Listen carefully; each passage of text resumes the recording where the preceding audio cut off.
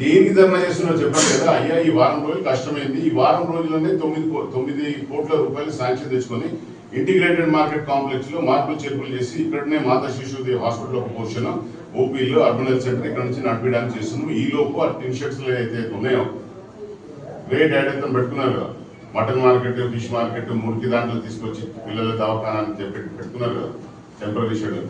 చాలా బ్రహ్మాండమైన ఆలోచనతో పెట్టింది. మీరు ఒకసారి చూసాడు ఫోటోలు పెట్టింది ఎంత ఎట్లుందో పరిస్థితి అక్కడ పెట్టినారు. ఇదంతా కూడా మీకు వర్క్ స్టార్ట్ చేస్తుంది నెక్స్ట్ వీక్. బీజేపీ వాళ్ళకి ఎందుకంటే ఒక రాజకీయ అవకాశం దొరికినప్పుడు పాపం వాడుకోకపోతే తప్ప ఒకటే వారం రోజులు ఛాన్స్ దొరుకుతుంది. ధర్నా చేసుకుంటున్నారు, మైక్ ఇస్తారు, మైక్ దొరికిందని ఇష్టం కూడా మాట్లాడారు. కలెక్టర్ ఉసురు దొరుకుతాడు. ఇక పెద్ద మనిషికి ఏం చెప్తే మాట్లాడి భాష మాట్లాడుతుంది. పర్ణికమ్మ కూసురు దొరుకుతుంది, కలెక్టర్ కూసురు దొరుకుతుంది. ఏం కూసురు అవుతాయి? ప్రాణాలు పోతాయి. 50 నుంచి 100 మంది చనిపోతారు ఆ స్ట్రక్చర్కి ఏమవుతాయి.